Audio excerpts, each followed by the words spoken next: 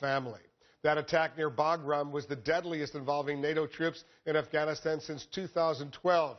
Let's bring in Congressman Brad Sherman. He's a Democrat from California. He's a leading member of the House Foreign Affairs Committee. Congressman, thanks very much for joining us. Good to be with you. It looks like the situation in Afghanistan, despite the billions that the U.S. has poured in there, despite the enormous military involvement, is falling apart right now. How concerned are you? I don't think it's falling apart. I mean, obviously, we've got to focus on Helmand Province. Kunduz was contested. We were able to take that back. But we're in maybe the 20th year in our struggle against jihadist violence, and one would suspect that that's going to last decades more into the future. Afghanistan is just one of the many battlefields. Do you think those 10,000 U.S. troops, part of a 13,000-member NATO contingent in Afghanistan, should stay there? I think so, but I think we've got to be looking at everything from Paris to San Bernardino, from Nigeria. And you think U.S. taxpayers spending billions of dollars in Afghanistan, that's money well spent? If we ignore the Middle East will still not ignore us. We have been dragged into this civil war, four-way civil war for the future of Islam.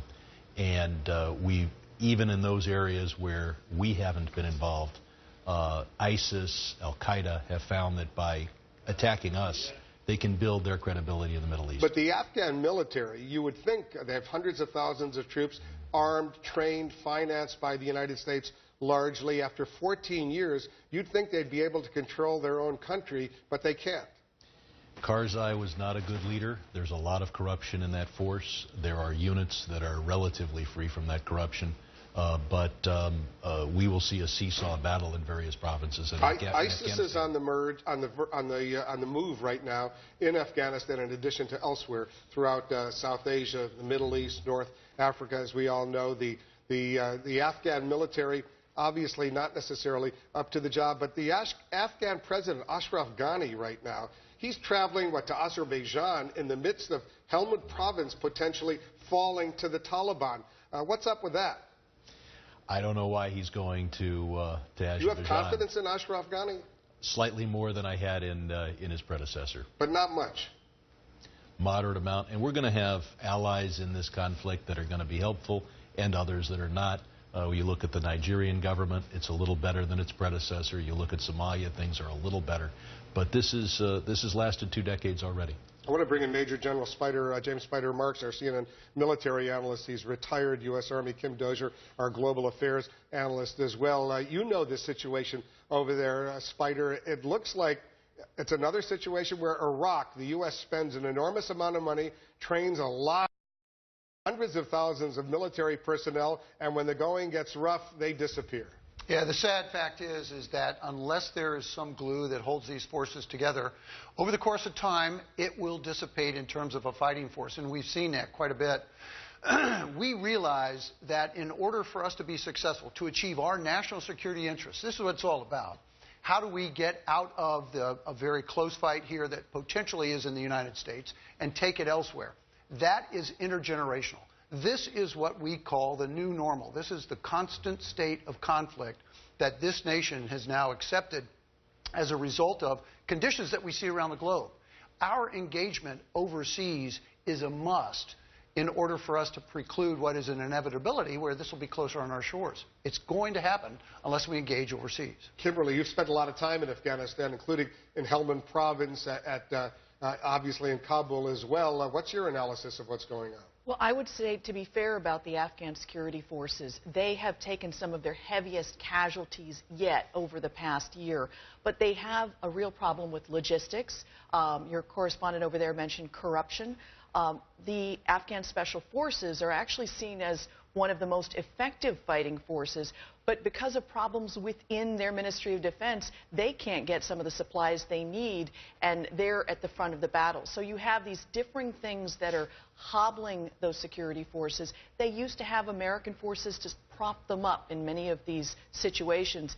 Now they're in a situation down in Helmand where they've always had problems getting supplies to those particular bases on the Afghan side. And now they're facing fierce fighting and not much backup.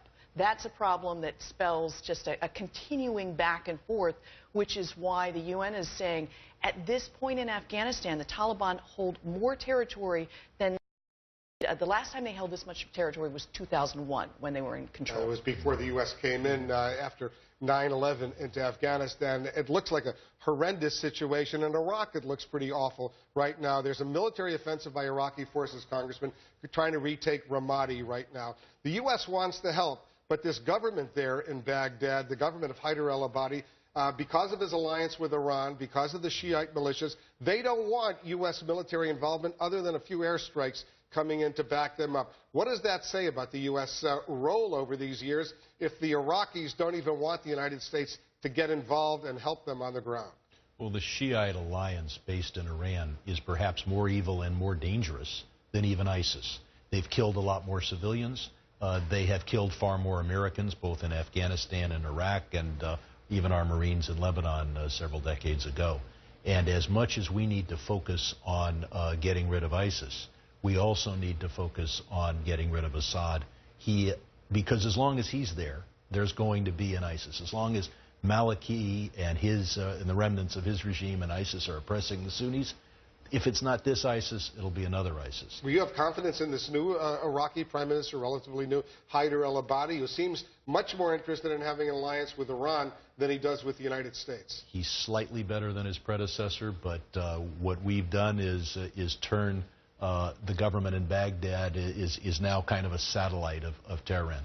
The one advantage of the current approach is that we've minimized American casualties. Anybody who promises immediate and painless victory is not going to give us immediate victory, and they are going to dramatically increase our casualties. General, you can minimize American casualties very dramatically by simply pulling out all those U.S. forces from Iraq and from Afghanistan, for that matter, as well. Then there won't be any U.S. military casualties. Well, very, very true, Congressman. I would have to challenge that as a strategy. To minimize U.S. casualties is not a strategy. What we need to be able to do is try to work as effectively as we can with the host nation so that we can achieve our goals. And I'm in complete agreement in terms of Baghdad's relationship with Tehran. It's sinful and it's incredibly painful to us moving forward if we don't have a balance in terms of what we can try to achieve relative to what Baghdad's trying to achieve. That's what diplomacy is all about. And an element of diplomacy certainly is the military. It's a derivative of what we're trying to achieve. We can't have zero casualties, because even if we had zero casualties in the Middle East, we see San Bernardino. And so we have to be involved. And as long as we're involved at the present level in Iraq and Afghanistan, we may have the present level of casualties. This year we've lost only 21, even with this terrible incident in Afghanistan. We used to lose 21 in a single incident before. And even out of those 21, half have been accidents and half have been caused by the opponents and the enemy. Well, so, let me, Kimberly, you have confidence in the Iraqi military right now that they're going to actually take Ramadi and then move on to other even more important targets like Mosul, the second largest city in Iraq, which has now for almost 2 years been under control of ISIS? They have proved increasingly effective. They're not moving as fast as anyone in the United States would like to see them move, but this has been urban fighting to take back Ramadi. One thing that Baghdad has been responsive on is they haven't used Shiite militia in the retaking of this mostly Sunni city. So it won't be as fast as we want it, but it is moving in the right direction. ISIS will probably see, they've only got about 100 fighters, they think, inside Ramadi. They'll probably do one of their strategic retreats, and they actually intercepted a piece of paper that ISIS had been handing out to its fighters, telling them to commit atrocities as they exit places while dragging Iraqi security forces. I can't independently verify that that's really what ISIS is handing out, but it may spell that they are changing their battle to an insurgency instead of trying to hold territory. That means the Iraqis have gotten more effective. Are you as frustrated as a lot of people are here in Washington, Congressman, that the Obama administration continues to refuse to provide weapons directly to the Kurdish Peshmerga, arguably the U.S. best friends in this fight against ISIS right now, insisting it's got to go through the central Shiite-led government in Baghdad? Is that okay with you? It's not. Many of us on the Foreign Affairs Committee have been pushing to get the Peshmerga the U.S. arms they need. We're also frustrated with the rules of engagement.